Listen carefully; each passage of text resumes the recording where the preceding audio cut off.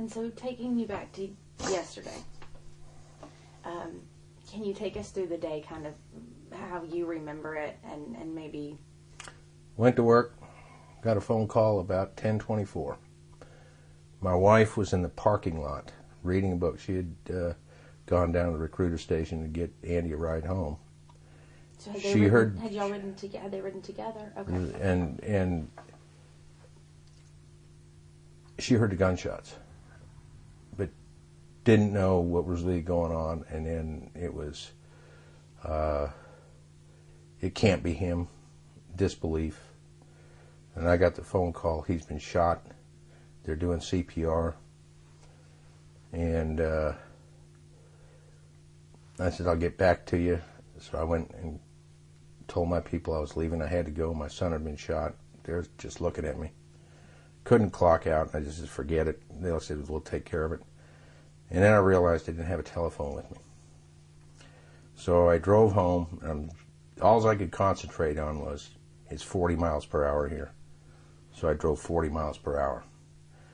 And then I got a call from her, and they said, where are you? I said, I'm in Conway. I'm on my way down. And I was driving down the freeway, 70 miles an hour, I think the thing there. I was doing 65. I said, I got to stay under here. I've got to get there.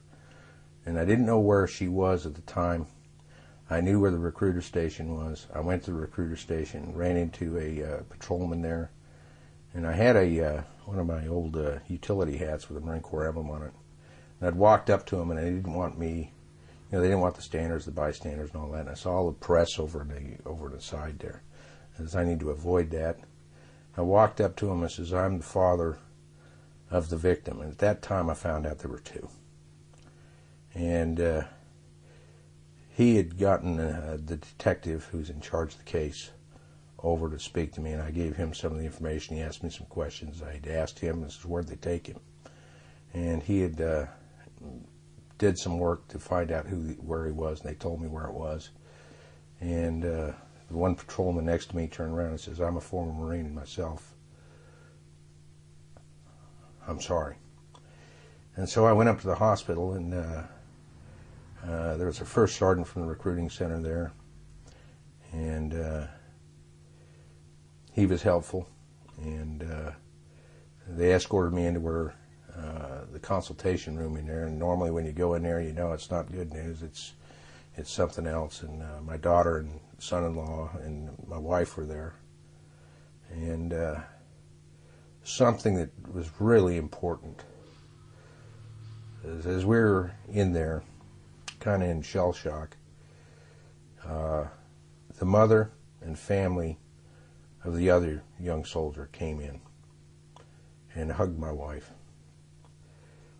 And we're so glad that he's alive. And we are so thankful for her kindness. And then it was a blur after that. It's, can you come down to the police station? We went down to the police station there, and one of the other detectives that had taken her statement at the scene, turns out he was a former Marine. Blood's thicker than water. And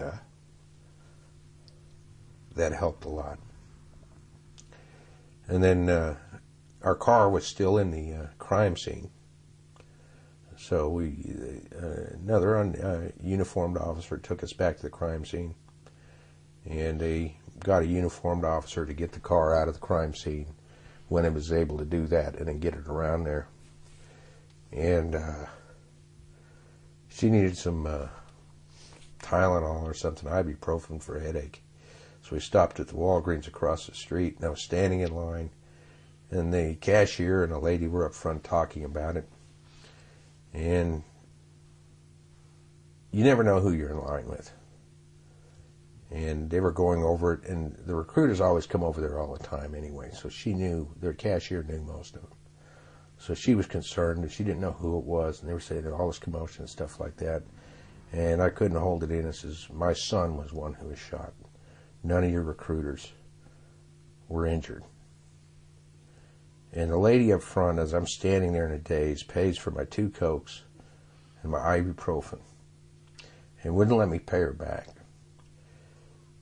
there are good people here. Unlike the individual he's a broken person.